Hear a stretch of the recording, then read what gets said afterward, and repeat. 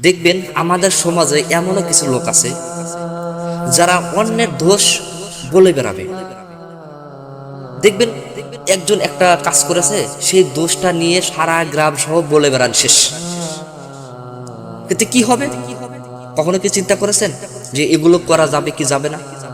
এক ভাই একটা অন্যায় করেছে, এই অন্যায়টা আপনি সারা গ্রাম মধ্যে বলে শেষ করছেন, কোনো কিছুই লাগলো না, কোনো সোশ্যাল মিডিয়া লাগলো না। বিশেষ করে এটি আমাদের মা বোনদের মধ্যে সবচেয়ে বেশি প্রচলিত হচ্ছে। কোনো কিছুই লাগে না, কোনো মাইকও লাগে না, কোনো কিছু লাগে না, শুধু এক মা বোন অথবা খালাকে আপনি বলে দিবেন, দেখবেন যে শেষ। সোশ্যাল মিডিয়ার চেয়ে তো সবার আগে এটি প্রচার হয়ে যাবে। এগুলো আসলে ঠিক নয়। কিন্তু হাদিসে কি আছে? যে ব্যক্তি মানুষের দোষ ত্রুটি গোপন রাখে, আল্লাহ তাআলা কিয়ামতের দিন তার দোষ গোপন রাখবে। সহিহ মুসলিম। কখনো চিন্তা করেছেন আপনি আজকে অন্যের দোষ বলে বেড়াবেন, আখিরাতের দিন মহান আল্লাহ তাআলা আপনার দোষ সব খুলে দিবেন। আর আপনি দুনিয়ায় থাকা অবস্থায় অন্যের দোষ গোপন রাখবেন, মহান আল্লাহ তাআলা আখিরাতের দিন আপনার দোষ গোপন রাখবেন।